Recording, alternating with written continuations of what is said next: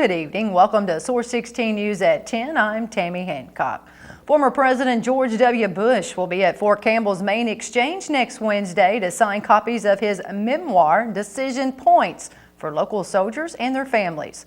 According to Post officials, the former president last visited the military installation in 2008 and received a warm welcome from thousands of local troops who just returned from their deployments in Iraq. However, this time Bush's visit is marked with the return of 17,000 troops who will be returning this spring and summer from their year-long deployments in Afghanistan. Released in November, the former president's best-selling memoir focuses on key decisions he made during his presidency, which includes sending thousands of troops to Afghanistan and Iraq. A Todd County woman was killed and 2 children were injured when a tractor overturned southeast of Trenton this morning. Around 11:45, 41-year-old Barbara Byler of Trenton was driving a New Holland TL90 farm tractor east on Kentucky 848 Pincham Road when state police say she lost control of the tractor. Police report the tractor crossed the westbound lane, exited the roadway into a field where the tractor overturned on Byler. Byler was pronounced dead at the scene by the Todd County coroner. According to state police, 2 children riding on the tractor, 5-year-old Joseph Byler and 3-year-old Jolene Byler, both of Trenton, were thrown from the tractor and transported by ambulance to Gateway Medical Center in Clarksville for treatment of minor injuries. A 16-year-old male has been charged with allegedly attempting to rape an 18-year-old female at Hopkinsville High School 2 weeks ago. On January 14th, according to a Christian County Sheriff's report released today, the 16-year-old male student forced the female into a stairwell after school, held her against her will, and attempted to rape her. Police say the victim told him no, and video evidence showed that the victim was forced into the stairwell. The victim told police she was attempting to fight off the 16-year-old boy when a teacher found them and took them to the office.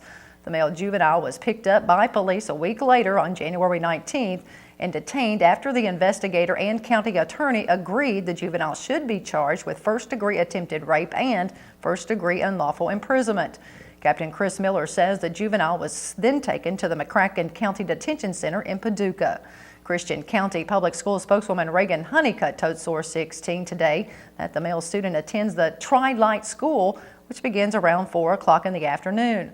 According to Honeycutt, she cannot discuss any disciplinary action regarding the male juvenile, but she did say he is no longer attending school. Well, preliminary statistics indicate unemployment rates are down in 84 Kentucky counties. Between December 2009 and December 2010, the unemployment rate dropped in the following counties in the Source 16 viewing area. Fulton County is now at 12.1%. Tree County posted an 11.3% jobless rate. Marshall County 11.1%. Christian County 10.4%. Todd County 10.3%. Graves County posted a 9.7% unemployment rate last month. Ohio County 8.9%. Caldwell County 8.5%. And Hopkins County posted a jobless rate of 8.2%. Meanwhile, unemployment rates increased in Callaway and Muhlenberg counties during the same time period. Muhlenberg County's unemployment rate jumped from 10.3% to 10.5% last month, while Callaway County posted an 8.4% last month, up from 8.2% in December 2009. According to the Kentucky Office of Employment and Training, unemployment statistics are based on estimates and are not compiled to measure trends rather than actually to count people working. The Hopkinsville City Council Committee of the Whole approved 2 solid waste authority bonds for a total of over $1.8 million last night. One bond would extend the life of the current landfill area by at least 18 years for $1.2 million. The second bond approved would fund construction of a Lachey treatment station located at the landfill and for a line carrying pre-treated Lachey from the landfill to the Hopkinsville Water Environment Authority's water treatment system. In other action, committee members elected Councilman Philip Brooks as committee chairman and Councilwoman Patricia Bell as vice chair. Well, it's an honor because of the fact that your peers nominate you and actually vote you into a position such as this, which is anytime that they ask you to chair any position on council, it's an honor. Meanwhile, committee members forwarded to City Council design work on proposed welcome signs. As far as the welcome signs, we decided to go with more of a stationary sign that would be actually designed and placed around the city at points of entry into Hopkinsville.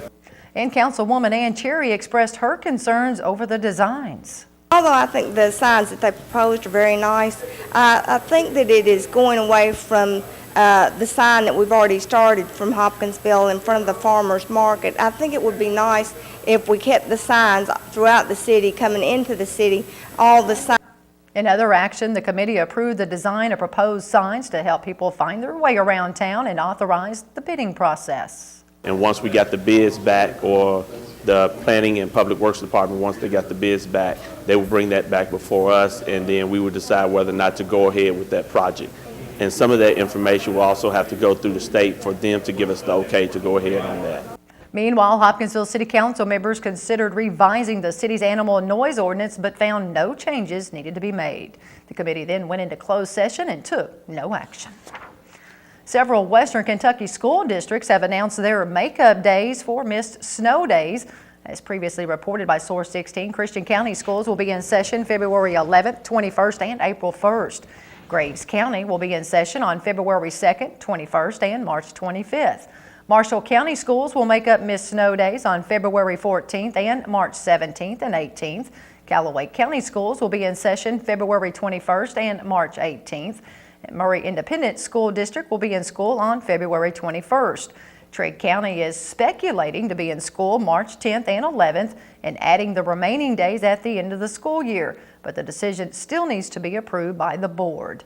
And Todd County had not reported any makeup days as of news time. After making national news last year, the controversial mosque in Mayfield has disappeared and no one seems to know why. Last November, Mayfield's zoning board approved Kadar Ahmed's application for a conditional use permit for a mosque at 312 East Broadway Street. But about 2 months after the permit was granted, the Somalis moved out. Planning and Zoning City Planner Brad Rogers told Source16 that the people attending the mosque seem to have left the scene, but he still sees the Somalians living and working around the city of Mayfield. Now, Rogers says the building is being occupied by a tax preparation business that is being run by another Somali man. Ahmed's permit was originally denied by the board in August over parking concerns that sparked interest in the media nationwide. A Hopkins County man has been arrested in connection to a rash of theft complaints from vehicles in the area of Wixwell Road and Calumet Lane. Hopkins County Sheriff Frank Latham reports 29-year-old Paul Nance was charged with 1 count of theft by unlawful taking from a vehicle over $500. The police report says authorities identified a vehicle that led them to Nance, who was brought in for questioning.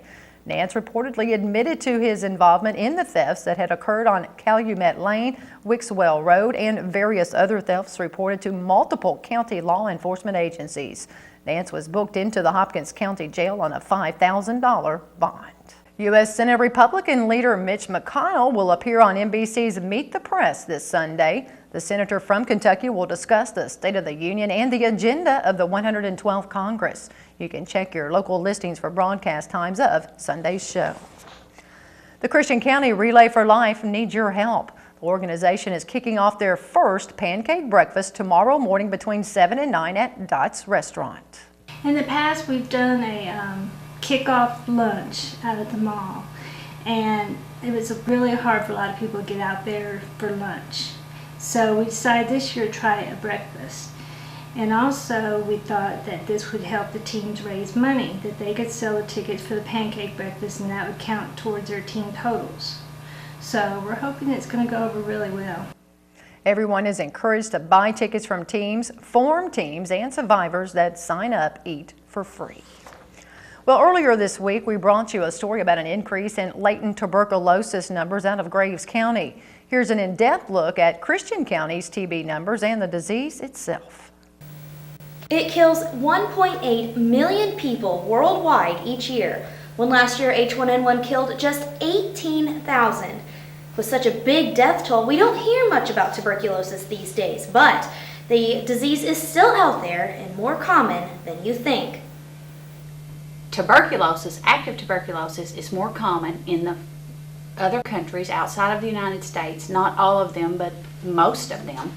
And those countries are receiving refugees and immigrants and whatnot from those countries. Therefore, the rise in LTBI cases, if not eventually active cases.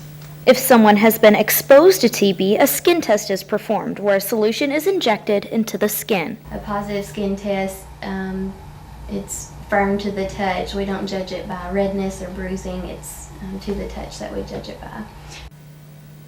If a person tests positive, they are recommended to get treatment for latent TB, which is a 9-month course of antibiotics. The reason we recommend treatment is because over a lifetime, a patient has a 10% chance of developing into an active case if they're not treated for their latent TB. And that risk increases if they're immunocompromised or have any other medical conditions. It's important to know that there are no symptoms to latent TB, but to see a doctor immediately if you've been exposed. Michelle Herron, Source 16 News. And if you want more information about TB, you can visit the Centers for Disease Control and Prevention's website at cdc.gov/TB. Tonight's Mega Millions jackpot is $77 million, and Saturday's Powerball jackpot is $25 million.